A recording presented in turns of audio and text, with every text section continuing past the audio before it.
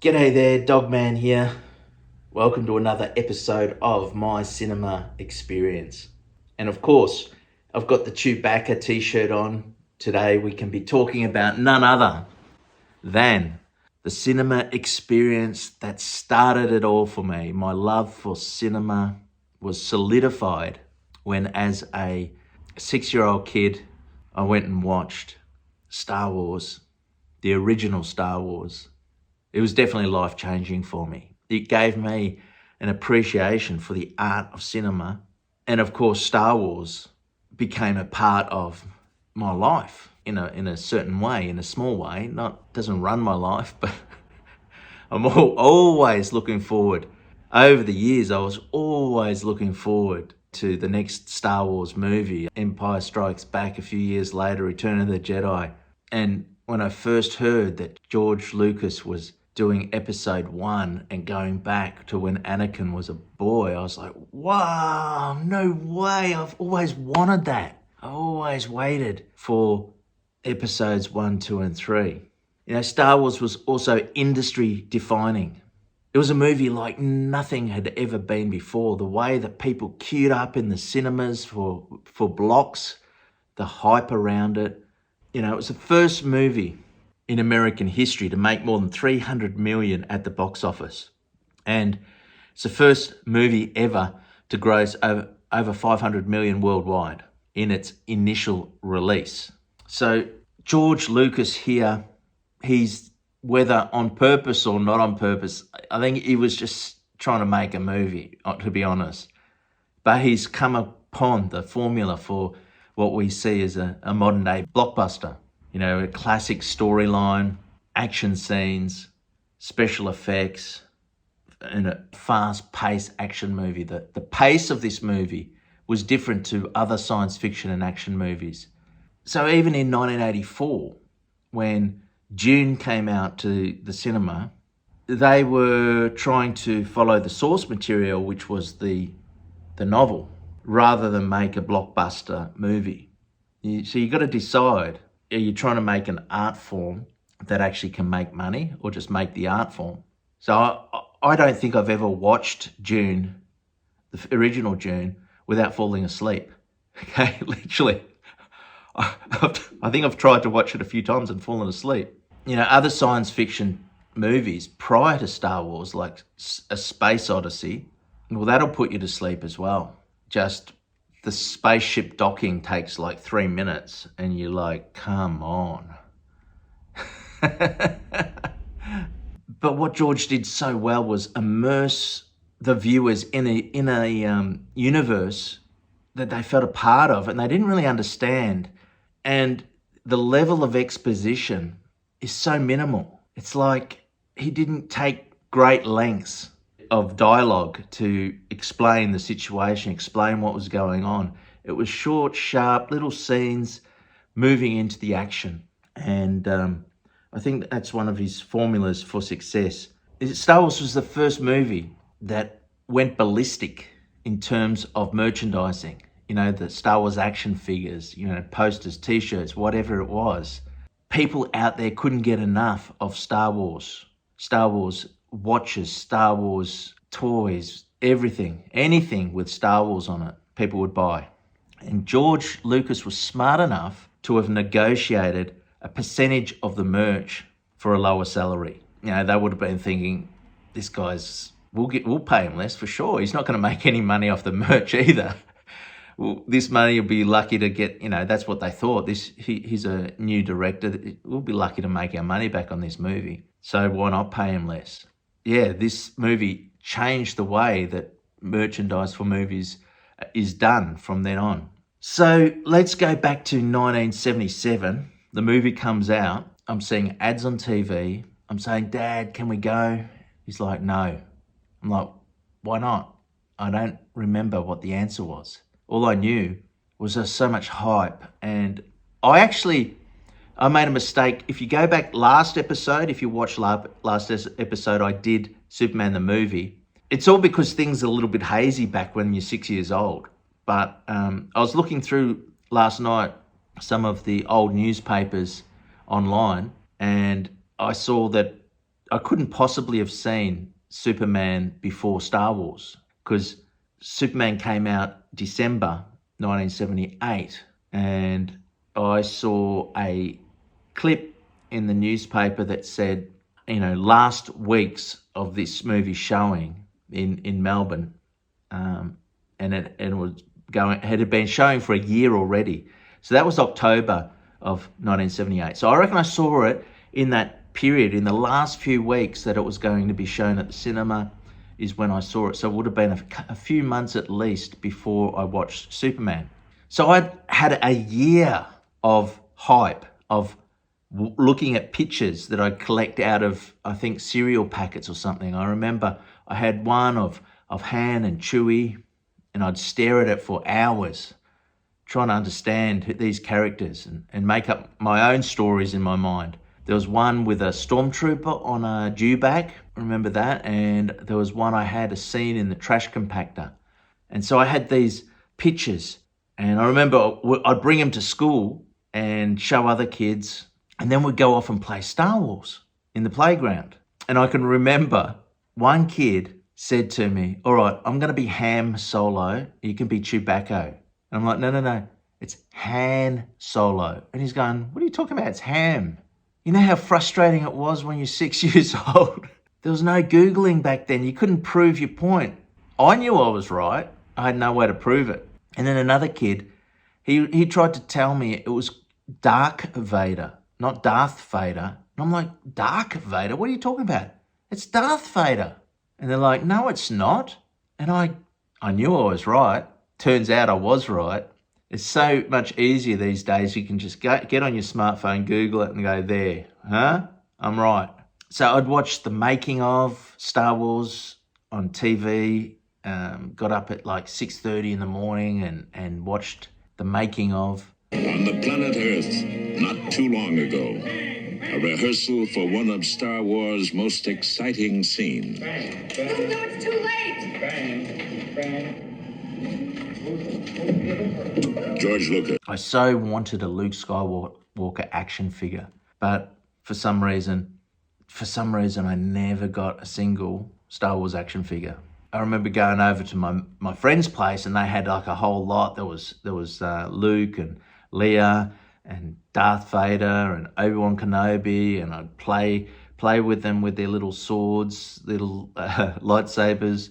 Luke had one that extended out of his arm, so you pull, it was like a little lever, and it would extend out the lightsaber. So I asked my mum, can I get an action figure, Star Wars action figure? She ends up buying me a Battlestar Galactica action figure.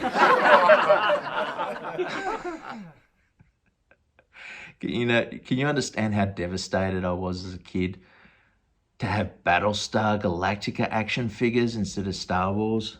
Anyway, let's go to my cinema experience, my actual experience. As I've already said, this is coming to the end of its run in the cinemas. So very fortunate to have actually watched it in the cinema. And I remember, now I can't find anywhere written anywhere that this is real, but I remember it has to be real, okay? This was my experience. The movie starts, as all Star Wars movies start, a long time ago in a galaxy far away. And the Star Wars comes up and my heart's beating, whoa, and then it comes with the words. It actually said episode 4, and the 4 was in Roman numerals. This is how I know I remember, because I remember we talked about Roman numerals in school, and I was like, oh, so I was working it out. V is 5, 1 before it means 4, episode 4. And I'm like, no, we're in the wrong cinema. I want to watch episode 1. And I was almost like anxious. I didn't want to watch episode 4. I wanted to go back to the start and watch from episode 1.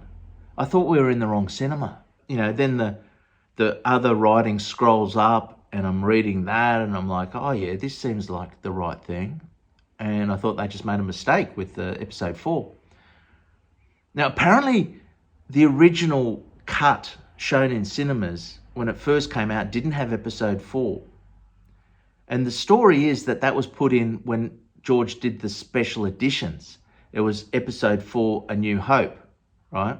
But I reckon some of the older cuts of the film that was being put out, like the ones that I was watching in Australia, he'd inserted by that time episode 4. I don't know, maybe he'd always wanted it to feel like a Flash Gordon serial movie, and you were just coming in. You know, you weren't coming in at the start, you were just coming in and watching an episode, a random episode, and you just had to enjoy that random episode, knowing there's a whole story that you've missed out on. And I think that was George's plan right from the start. It's a bit funny because he says he plans these things and you think, was it just an accident? I think the plan was that it would feel like a Flash Gordon movie, episode 4, and he'd planned out 5 and 6. And I guess he'd thought, one day I'm going to go back and start from episode 1.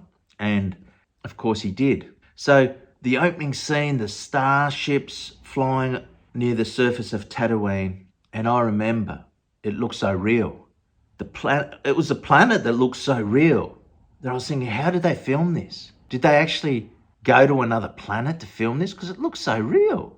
And that was when I was in. Then from that moment, I'd stop thinking about how did they make this? How did they do this? I was immersed in the Star Wars universe. It was a real adventure, and I was eye-witnessing it. I wasn't looking at it with a critical eye about, oh, they made a mistake there, or, you know, this is wrong, or bad acting here, or whatever. I was just immersed into the story. And that's how all good cinema should be. You know, yes, of course, now you look back at it after watching it multiple times, you can see every glaring mistake, every bit of continuity issues.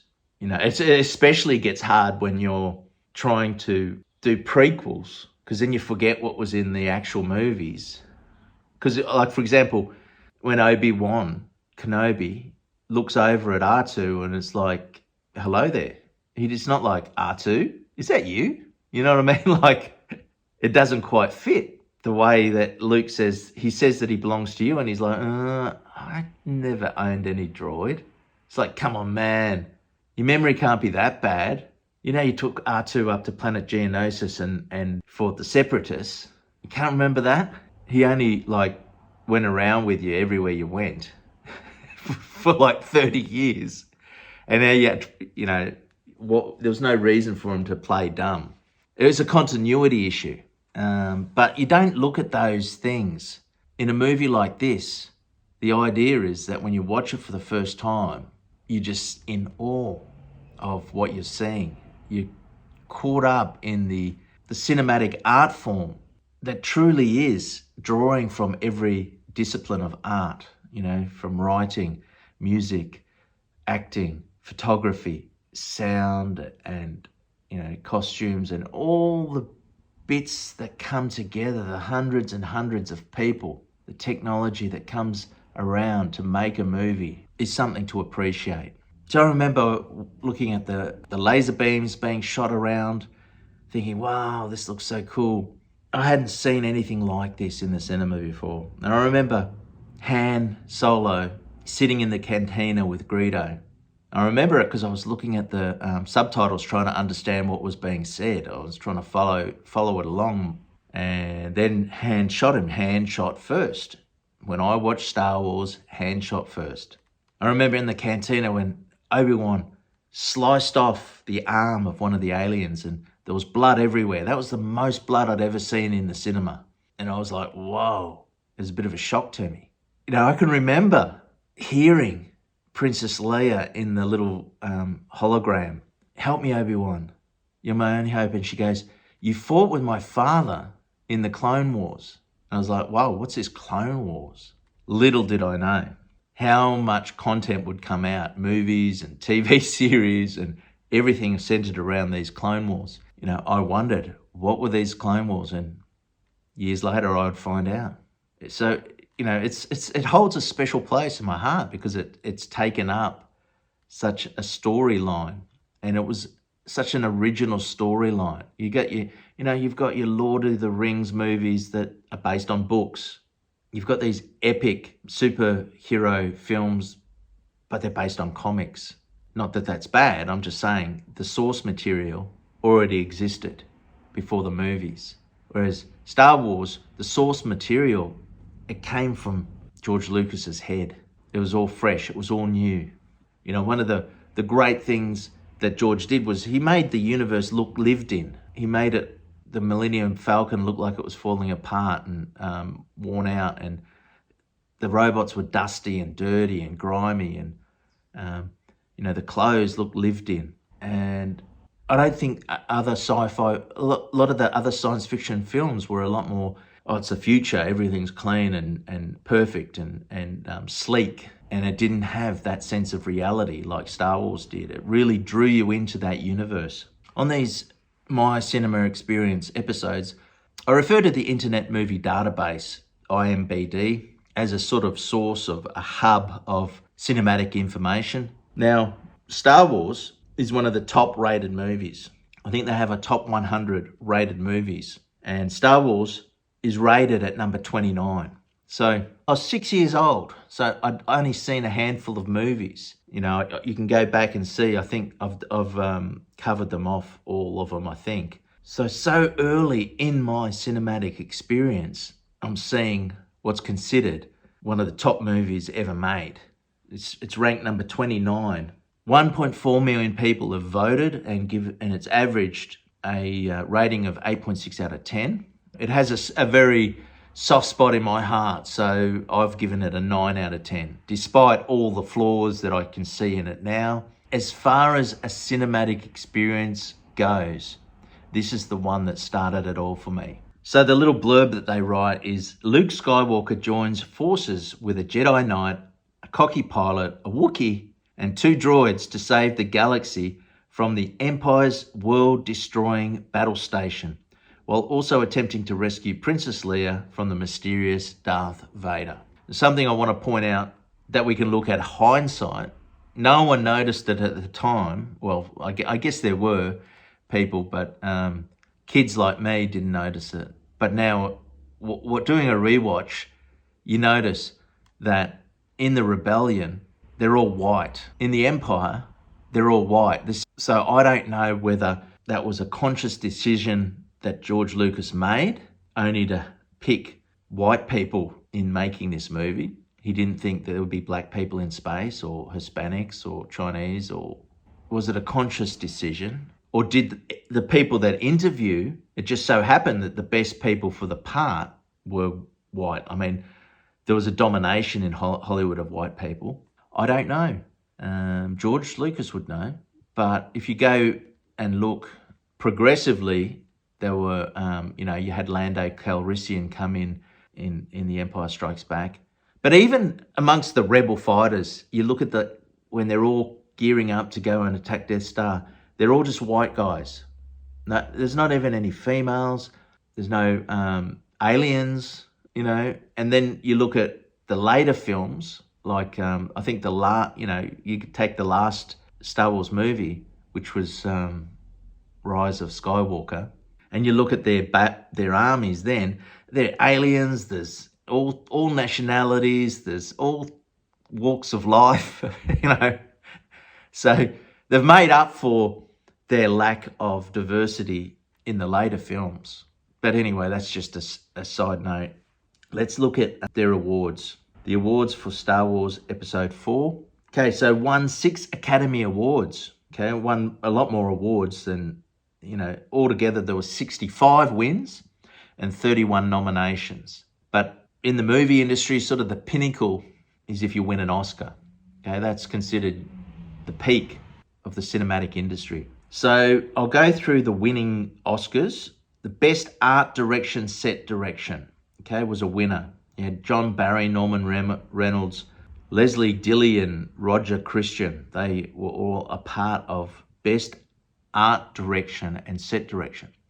You think about it, yes, that's a worthy Oscar. The sets were like nothing you'd seen before. You think about Luke's home on Tatooine, the internal scenes of Death Star. it's it's sort of a decor that follows through all the movies. That's the Empire. That's how the Empire builds things. The certain way that the lights are structured in the corridors, and the internal set of the Millennium Falcons become iconic. So definitely a worthy Oscar winner there. They won the best costume design. I mean, with costumes like Chewbacca, like I remember I thought it looked so real. And to this day, it holds up. You don't think Chewbacca's a guy in a big, furry outfit. So, Chewbacca, you think they really found a Wookiee and got him to act. It won an Oscar for Best Sound. Okay, you think about the laser beam sounds. I remember watching on the making of Star Wars, and they were tapping, the cables that go up to the telephone poles or the power cables, the power lines. There's like a support cable, and he was tapping that, doom, doom, and with a like a spanner or something, and recording it. It's like doo, doo. They adjust it and make it into a laser beam sound. Their sound sounded organic, like real, like the way they came up with the lightsaber sounds. That was just so realistic. You really thought that they had these things because the sound really sold it. Best film editing, okay. It is well edited, definitely, and they used things like the swipes, I think, or it was when they went from scene, end of scene, it would transition to the next scene. It was cool because a lot of movies had stopped doing that or weren't doing that. I think that's like once again, that's like a shout out to like, Flash Gordon movies or something like that. They won a winner for best effects, visual effects, of course. It was cutting edge special effects technology. A lot of it still holds up today. John Williams won an Oscar for the best music original score. Well deserved. You can go on YouTube and see some music there that they say, hey, look, it's very similar. I think he got inspired. It was like a planetary themed classical style music, and he seems to have drawn some inspiration from there. But nevertheless, this was iconic. The themes have lasted throughout our lives. They've been a theme for our life, haven't they? As we watch Star Wars, the music really draws you into that universe. It was a smart thing to have orchestral music, not just like if you look at Blade Runner, sort of had that synthy type music, trying to get that modern feel. That wouldn't have worked for Star Wars. It needed that grand music that brings the emotion to each scene and the scale of the... You can just imagine without that music, the movies would not be the same. And it also won a Special Achievement Award, Burn Bet, for sound effects for the creation of the alien creature and robot voices. Oh, okay, they've taken that as because there were actual languages. The Jawas spoke a language. They developed a whole language. R2 spoke his own version of a language. Some of the creatures in the cantina. Greedo, he had his own language. And I don't know whether that had been done before, whether in previous movies the aliens were just speaking grunts and, they wouldn't even think that to create that language adds realism. Yeah. Anyway, so this really launched Han Solo, otherwise known as Harrison Ford. This was his big launch. He'd done American Graffiti. He'd done a couple of little bits in here, but this is the one that catapulted him into, stardom in his movie career. Mark Hamill will be forever known as Luke Skywalker. In some respects, Carrie Fisher too. Always Princess Leia. They did other movies, but this was their iconic moment. This was the movie that they really, deservedly, become... It's pretty hard to top, isn't it? Star Wars. Harrison, by chance, managed to go that next level with Indiana Jones. And then from there, the sky was the limit. He could choose whatever film that he wanted after that. Anyway, let me know what you think. Share with me your cinema experience when it came to Star Wars. Did you see it in the cinema? You got anything to add? Let me know in the comments. Love to hear from you. That's all for me from the Dogman this week. Catch you later.